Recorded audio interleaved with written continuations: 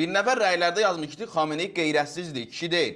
Onun həyat yoldaşı, qızı, gəlini naməhrəmlər ilə görüşməyib deyə bunu deyirsiniz. Ayıb olsun sizə. İnsan bir sözü deyəndə fikirləşməlidir, düşünməlidir. Əgər düşməni də olsa belə, yenə də ağzından düzgün söz çıxmalıdır, düzgün irad bildirməlidir. Elə söz deyirsiniz ki, getdikcə batırsınız və iç üzünüzü ortaya çıxardırsınız. My daughter, perhaps I'd be dating her. You know. Oh, it's so weird. Stop. Ivanka, what's the favorite thing you have in common with your father? Either real estate or golf. Donald, with your daughter?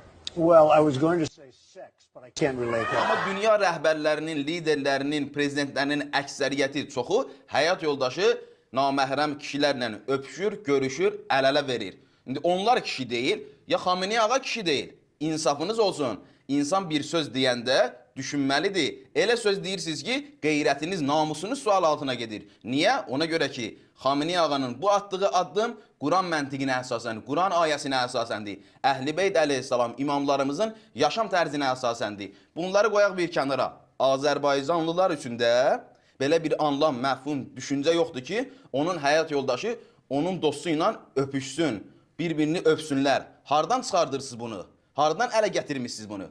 Ayıb olsun. Söz deyəndə düşün, fikirləş ki, namusun, qeyrətin sual altına getməsin.